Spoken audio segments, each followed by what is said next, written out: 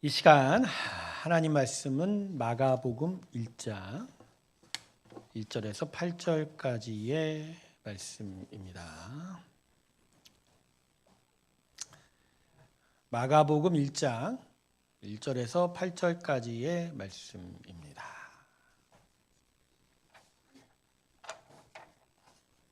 찾으셨어요?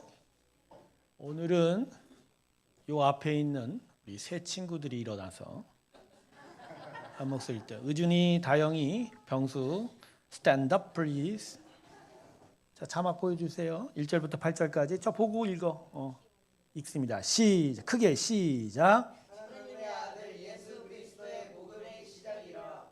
선지자 이사야의 글에 보라. 내가 내 사절을 내 앞에 보내노니 그가 내 길을 준비하리라. 광야에 외치는 자의 소리가 있어 이르되 너희는 주의 길을 준비하라. 그의 오실 길을 곱게 하라. 기록된 것과 같이 세례 요한이 광야에 이르러 죄 사함을 받게 하는 회개의 세례를 전파하니 온 유대 지방과 예루살렘 사람이 다 나아가 자기 죄를 자복하고 요단강에서 그에게 세례를 받더라. 요한은 낙타털 옷을 입고 허리에 가죽띠를 띠고 메뚜기와 석청을 먹더라. 그가 전파하여 이르되 나보다 능력 많으신 내가 내 뒤에 오시나니 나는 굽혀 그의 신발끈을 풀기도 감당하지 못하겠노라. 나는 너희에게 물로 세례를 베풀었노라.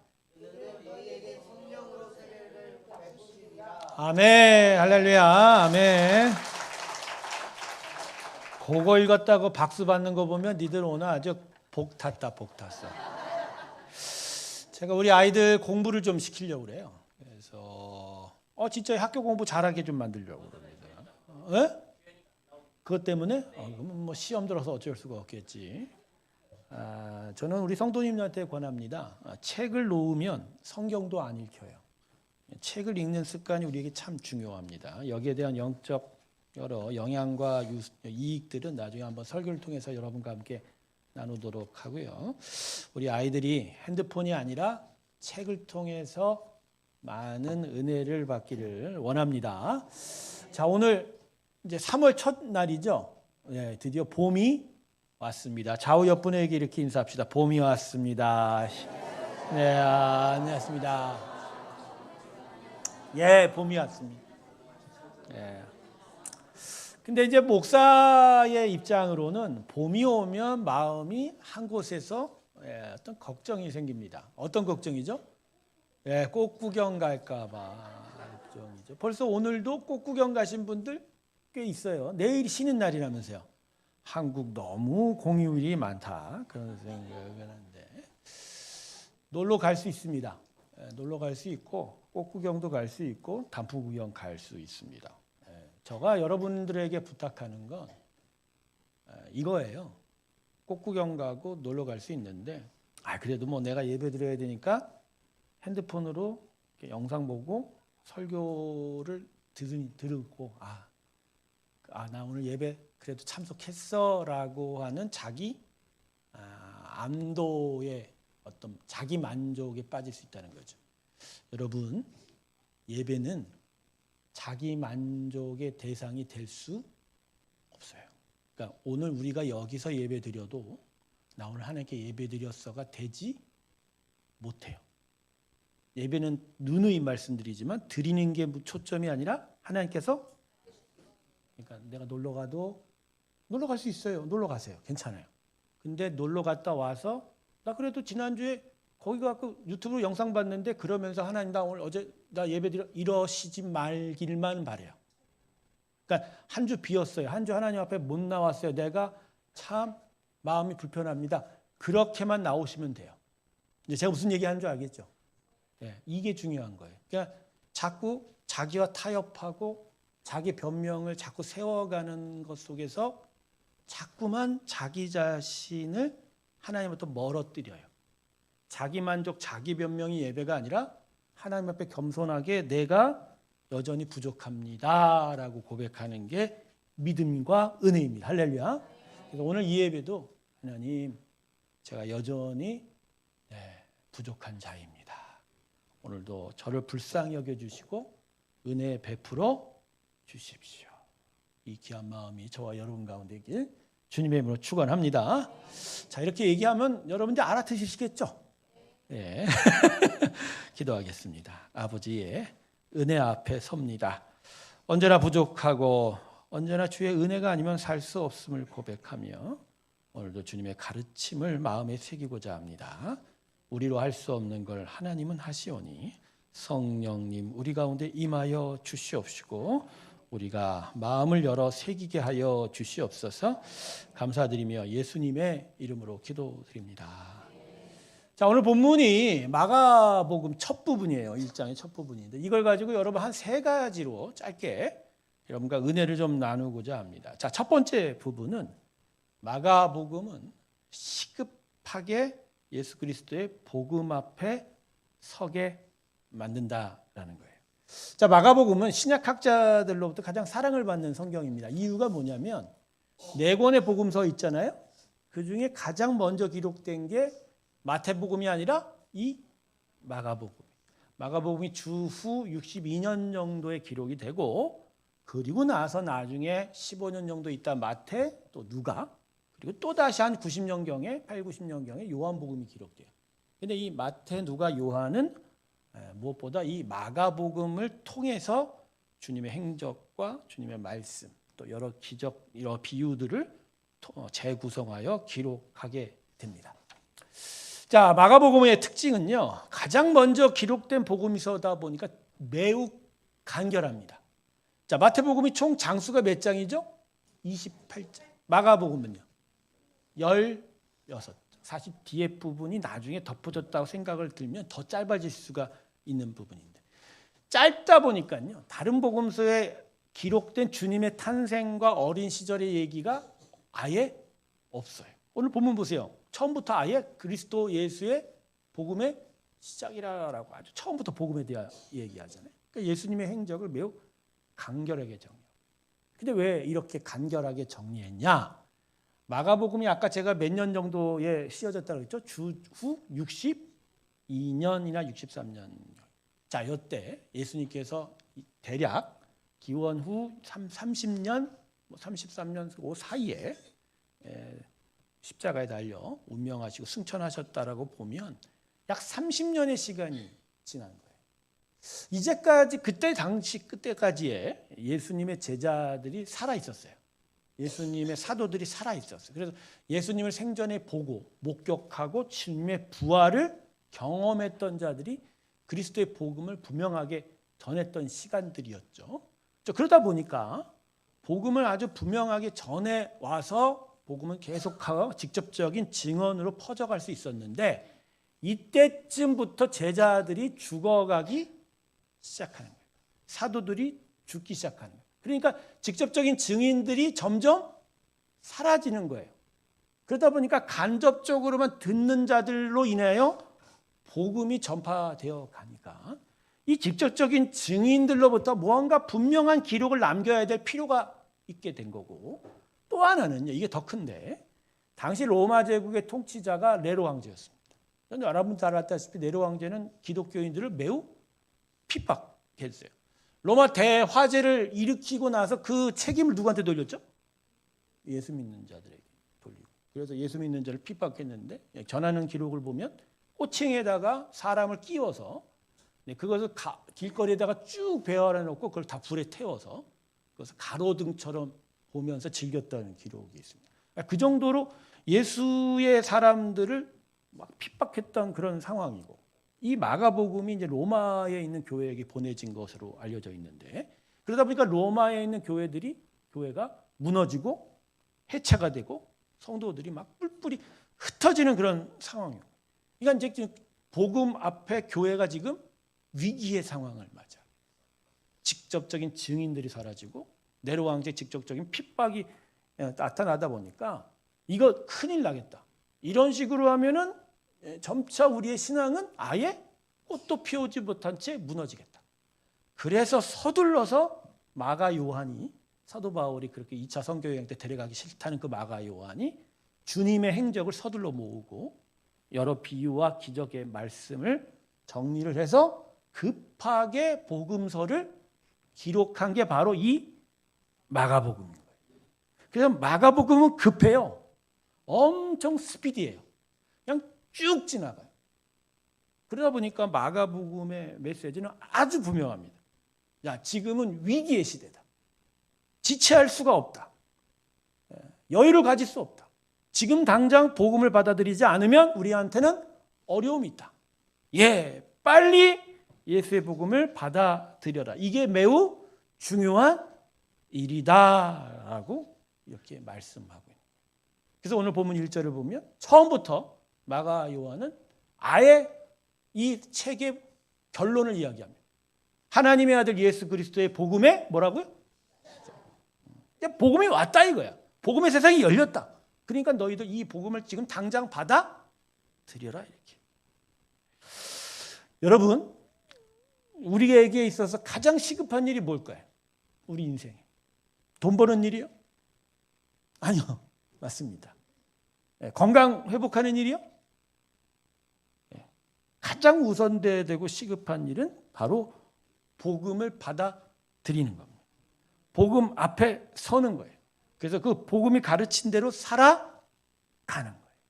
이게 우리에게 가장 중요한 일이에요. 이게 너무너무 시급한 일이라는 거예요. 저는 목회한 지가 이제 30년 다 돼갑니다. 내년이면 30년이에요. 저는 이제까지 복음을 전하고 교회를 섬기면서 목격한 일 중에 가장 안타까운 건 이걸 거예요. 많은 사람들이 지금 자기가 죽어가고 있는 걸 모른다는 거예요. 자, 여러분, 여러분의 몸의 상태는 지금 어떻습니까? 여러분의 건강 상태는. 이전과는 달리 수많은 사람들이 자기 몸의 증세들을 너무너무 잘 압니다. 몸만 아프면 어디를 부릅니까? 핸드폰에다가 옆구리가 결려. 이거 뭐지? 그죠? 머리가 아픈데 무슨 약이 필요해? 뭐지?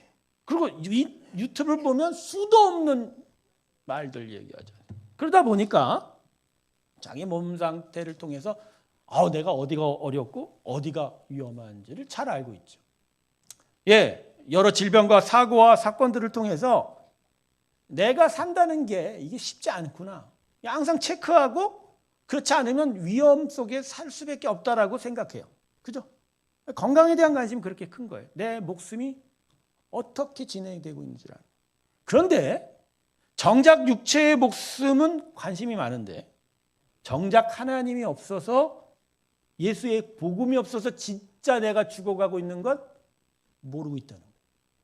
이건 예수 믿는 사람도 마찬가지예요. 예수 믿는 사람들도 내가 지금 그리스도의 은혜 안에서 나의 새로운 생명이 살려졌는데 이 생명이 지금 계속 살아나고 있는지 아니면 죽어가고 있는지를 잘 모르고 있다.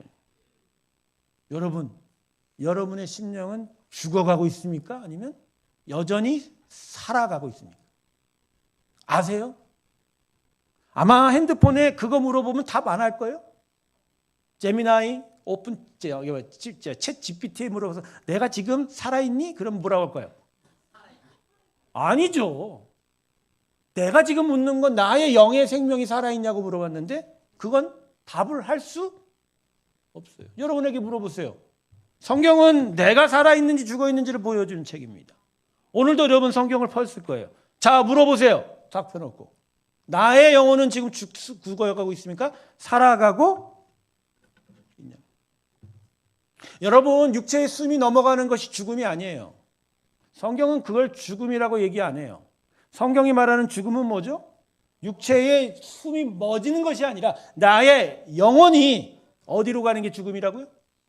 지옥에 가는. 지옥 얘기 듣기 싫죠. 지옥 얘기 싫어하니까 괜히 겁주고 협박하는 것처럼 들리니까 기분이 짜증이 나잖아요. 안 하겠습니다. 그러나 정말 한마디는 할게요. 여러분을 사랑해서 정말 말씀드립니다. 지옥 가면 영원한 고통 가운데 있습니다. 여러분, 여기가 이 세상의 마지막이 아니죠. 우리는 따로 살 세상이 기다리고 있어요. 예수 믿는 사람이 복음을 통해서 얻는 하나님의 가장 큰 은혜는 이 땅에서 잘 먹고 잘 사는 게 아니에요. 하나님 그러라고 예수님 십자가에 보내지 않으셨어요. 멸망당할까 두려워. 하나님 걱정하셔서 우리에게 아들 예수를 독생자를 주셨습니다. 예, 그러니까 하나님은 우리가 죽어서 그 영원한 지옥 가는 걸 제일 싫어하세요. 그걸 걱정하세요. 그래서 하나님이 우리에게 지금 가장 관심을 두는 건 뭐라고요? 이 땅에서 살아나기 바라요. 뭐가 살아나? 생명이 내 육체가 아니요. 내 영이, 내 영혼이, 그 영혼을 덧입는 내 인생이 진짜 살아나기를 바라요. 살아야 어딜 가요? 세상 사람은 이러죠. 죽어야 천국 간다. No! 살아야 천국 가요. 저를 따라 합시다. 살아야 천국 간다. 천국 간다. 하나님은 죽은 자의 하나님이, 이게 중요한 거죠. 여러분 지금 머리가 띵 하고 맞아야 돼요. 죽으면 천국 가요, 못 가요? 못 가요. 못 가요. 죽은 자의 하나님 아니세요. 산 자의 하나님. 그래서 여러분, 우리는 빨리 어떻게든지 예수 그리스도의 복음을 믿어야 합니다. 이게 내 인생의 가장 중요한 일이에요. 이걸 마음에 오늘 기억하시길 주님으로 축원합니다. 아유, 좀 놀다가 여유가 있다가 좀 다 하고 나서, 그리고 나서 예수 믿고 싶었다는 생각도 할 수 있어요. 은퇴하고 나면 그때쯤 좀 정리가 되면, 근데 은퇴하고 나서도 안 하더만. 왜 안 하는 줄 아세요? 요새 은퇴하기 전에 노후 준비를 다 못 하다 보니까 은퇴하고 나면 또 뭐 해야 돼요? 또 벌어야 돼요. 공공근로도 나가야 돼요. 그러니까 어느 때 가야 예수님 그래도 만나려고 그러세요? 내 허리 구부러져 갖고 아무 일도 못 할 때. 그거예요. 죽어가기 시작을 하면 내가 마치 이제 내 육체는 죽어가자. 그때쯤 예수 믿으면 되는 줄 알아요. 근데 다시 한번 말씀드립니다. 죽으면 천국 못 가요. 어떻게 돼서 천국 간다? 살아야 돼요. 그러니까 예수 그리스도가 우리에게 온 건 지금 우리를 살리기 위함입니다. 제가 목사가 되기 전에 한 목사님을 만나서 목사가 된다는 게 어떤 의미입니까? 했더니 가만히 계시다. 이거 어려운 얘기인데 이걸 해야 되겠어요. 그러더라고요. 그게 뭐냐? 목사는 눈에 보여야 돼요. 뭐에 가요? 지나가는 사람이 죽었는지 산지를 알아야 되냐? 그걸 어떻게 알아요? 아니요. 나중에 보입니다. 죽었는지 살았니? 두꺼 봐 헌집 죽게 새집 다오. 죽었니? 여우지 두꺼 봐. 살았니? 죽었니? 성도들을 볼 때 목사는 그걸 봅니다. 판단하는 게 아니라 보여요. 뭐가 보여요? 저 영혼 죽어가는지 아니면 저 영혼 살아가는지. 뭐만 보면 알아요? 여러분 예배하는 모습만 봐도 알아요. 핸드폰 하고 있거나 지금 자고 있거나 머릿속에 딴 생각하고 있거나 예배 왔는데 설교를 하고 있는데 저는 안 쳐다보는 분도 꽤 많습니다. 못생겨서 안 쳐다보는 거예요? 못생기지는 않았는데. 또 잘생겼다고 너무 그렇게 굳이 얘기하지 마. 이 사람이 교만했지 있죠. 성도 여러분, 여러분의 인생의 가장 중요한 일이 뭐라고요? 그 살리는 일의 시작은 예수 그리스도의 복음을 받아들이는, 복음을 믿는 거예요. 여기 지금 믿는다라고 자신하고 계신 수 있는데 교회 예배당에 와 있다고 믿는 거 아닐 수 있어요.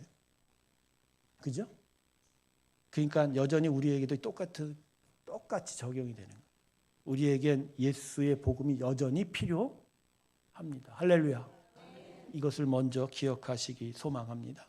두 번째는 그리스도의 복음이 의미하는 바가 새로운 창조라는. 자, 오늘 본문 1절을 보면 다른 복음서하고는 다르게 시작합니다. 하나님의 아들 예수 그리스도의 복음의 시작. 우리는 이 말씀을 듣고 예수님 오셔서 이제 복음의 세상이 열렸다 이 정도로 생각합니다. 그렇지 않아요. 이 마가복음 1장 1절은 창세기 1장 1절과 똑같습니다. 왜냐하면 시작이라는 단어 헬라 아르케가 히브리어 성경 창세기 1장 1절의 태초와 같은 단어예요. 그러니까 태초에 하나님이 천지를 창조하시냐의 그 태초가 베레시트라고 하거든요. 그러니까 히브리어 성경의 첫 시작을 뭐라고 그래요? 베레시트라고 그래요. 그 베레시트가 헬라어로 바꾸면 뭐라고요? 아르케. 자, 그럼 창세기 1장 1절이 얘기하는 바가 뭐죠? 하나님이 없던 곳에 창조하셨다. 그게 바로 지금이다. 그 말을 지금 이 마가복음 1장 1절에서 다시 반복하는 거예요. 예수가 이 땅에 와 복음을 선포한 건 바로 창세기 1장 1절에 태초에 천지를 창조한 것과 같다라는 거예요. 그래서 이 복음의 시작이 복음의 전파가 시작된 뜻이 아니라 이제 새로운 하나님의 나라가 여기 왔다예요. 그래서 이걸로 인하여 인류 역사 모든 삶의 시간은 분기점이 생긴다는 거예요.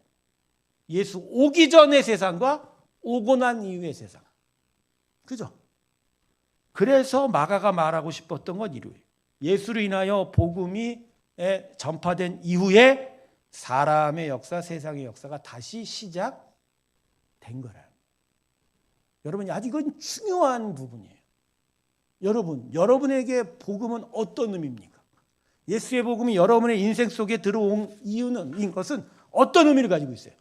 그러니까 내가 이 땅에서 이전엔 참 어려웠는데 예수 때문에 잘 살게 된 정도인가요? 아니면 이전에 안 나갔던 교회를 이제는 교회 예배당에 나와서 예배드리고 있는 그 모습의 변화 아닌가요? 예? 좀 과거보다는 좀 선한 삶을 사게 되었다는 의미인가요? 아니에요. 복음은 그런 의미로 우리에게 오지 않아요. 단순한 변화, 어려움을 이기게 된 승리 정도로 복음이 우리에게 의미하지 않습니다. 때로는 복음은 우리에게 그런 승리를 안 갖다 줄 수도 있어요. 변화가 안 나타날 때도 많아요. 그러나 복음이 우리에게 말하는 의미는 새로운 창조인 거예요. 뭐라고요? 이전에 나는 죽은 거예요. 이전에 나는 아무 의미 없는 거예요.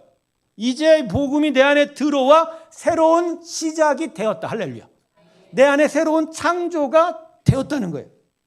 그래서 예수로 말미암는 새로운 역사가 내 안에 이루어진 거예요. 여러분, 그래서요, 복음은 그냥 단지 나를 기쁘게 하는 좋은 소식 아닙니다. 내가 완전히 새롭게 태어났다는, 그래서 이전의 삶과는 완전히 다른 새로운 역사가 시작되었다. 그 부분에서 좋은 소식인 거예요. 그래서 복음은요, 돈이 많아지는 것도 아니고 병 고치는 것도 아니고, 물론 그런 역사가 있지만 그런 종류의 기쁨을 말하지 않습니다.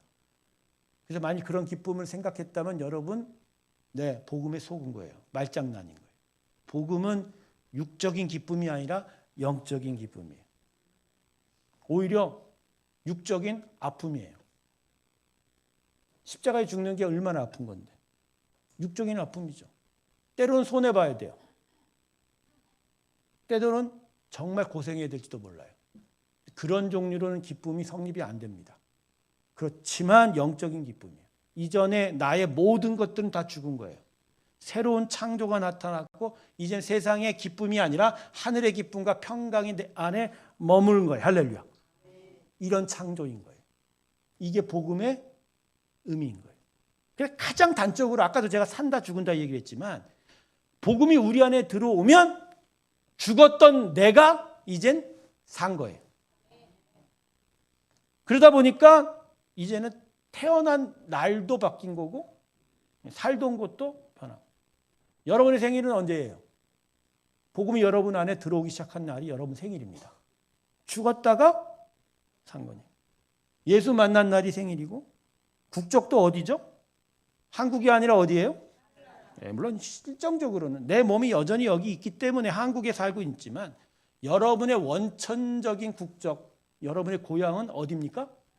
하늘나라예요. 그래서 어디 가갖고 못 쓸 때 가끔은 써봐요. 고향이 어디입니까?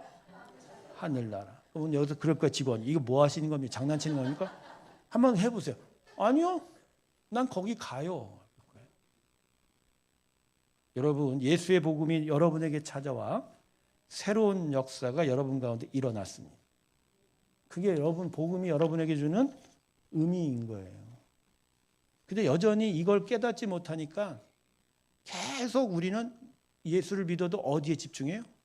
새로운 창조, 새로운 생명, 하나님께서 나에게 이룬 하나님의 나라가 아니라 여전히 이 세상, 이 땅에서 잘 먹고 잘 살고 이 땅에서 더 많은 것을 얻고 누리는 쪽으로 계속 초점이 가는 거예요. 이건 예수님의 표현대로라면 이방 사람들이랑 구하고 찾는 거예요. 우리가 계속 찾아야 될 건 뭐죠? 하나님의 나라, 하나님의 영.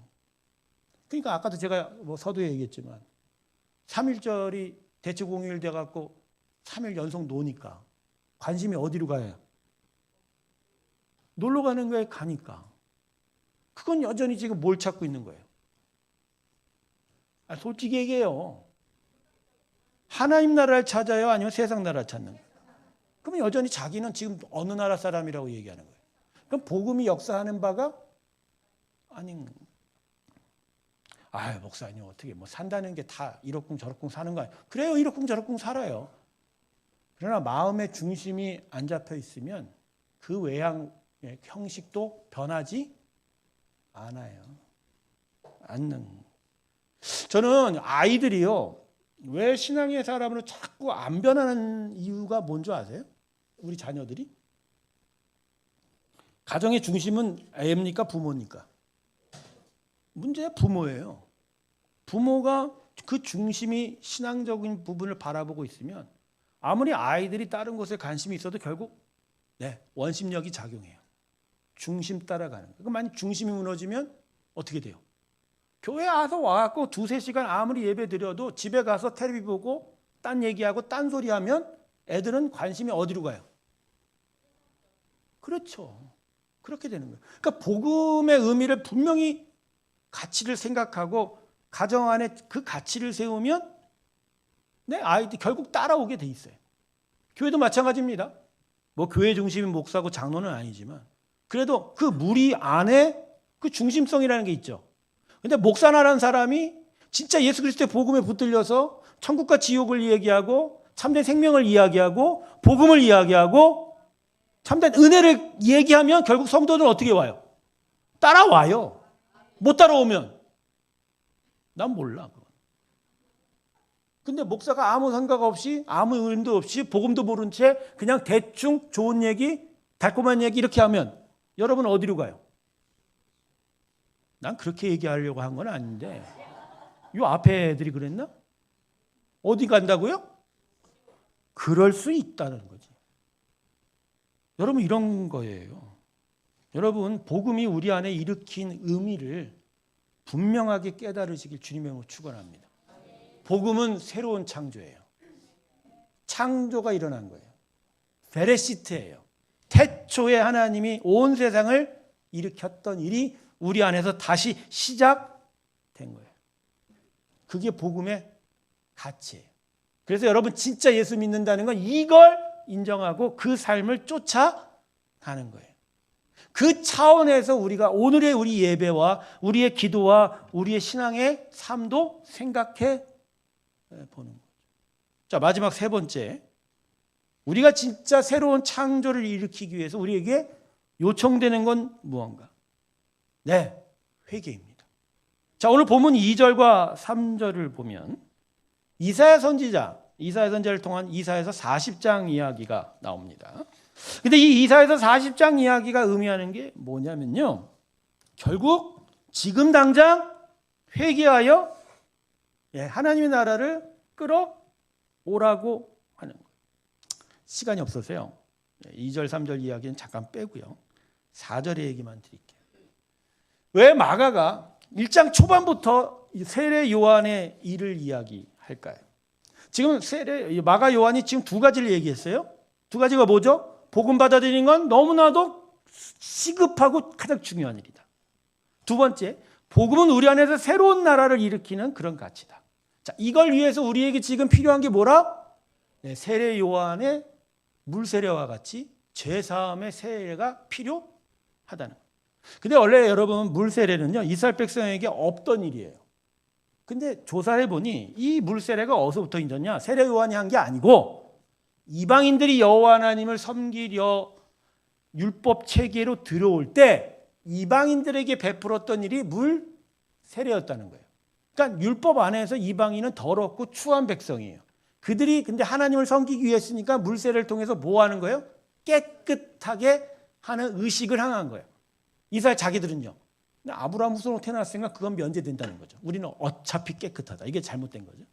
그래서 이방인들에게 물세례를 베풀어 그들이 세상, 그러니까 깨끗하게 되는 일을 통해서 하나님께 나왔다는 거죠. 근데 세례 요한은 와서 이걸 베푸는데 오늘 본문을 보세요. 자, 5절을 보면 이방인만 왔습니까? 온 유대 지방과 이방인이 오지 않았어요. 오히려 누가 왔어요? 이스라엘 백성이 왔어요. 그러니까 이런 거예요. 너희에게 지금 시급한 건 복음이고 그 복음이 너희에게 새로운 창조를 이루는데 이 창조를 위해서 너희들에게 지금 당장 일어날 건 뭐라고요? 회개다. 이건 이스라엘이나 이방인이나 가리지 않는 거예요. 누구나 다 뭐하라? 근데 왜 이걸 하라고 했을까요? 왜 이걸? 왜 하나님은 세례 요한을 통해서 먼저 이 회개를 일으키고 예수 그리스도의 복음을 선포했을까요?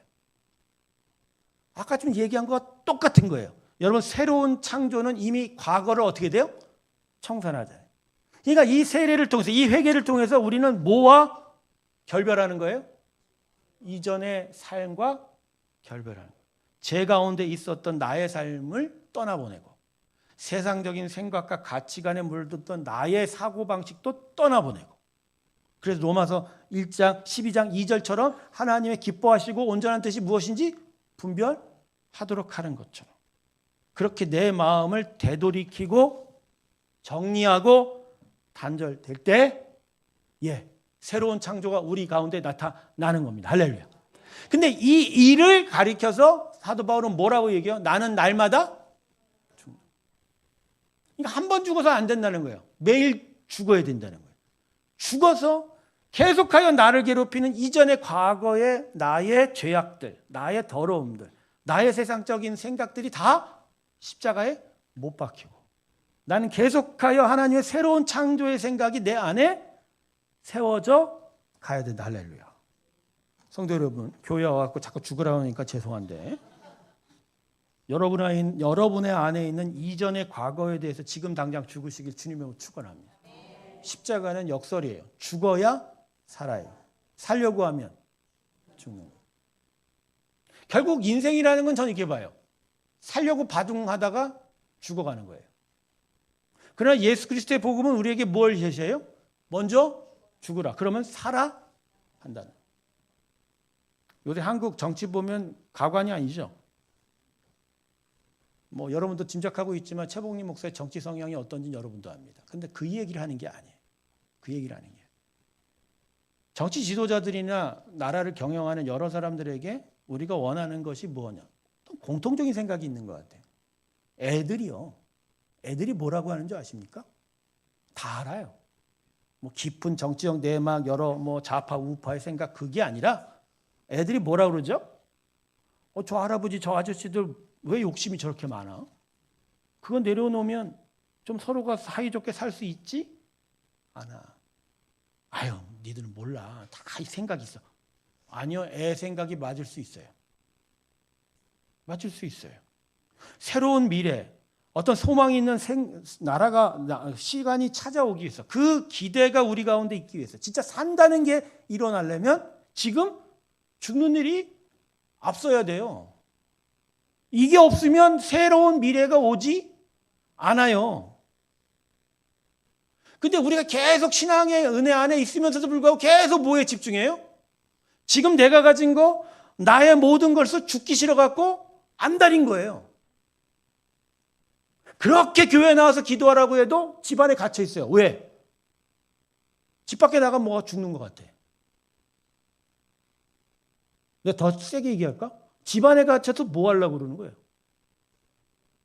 살려고? 살라고?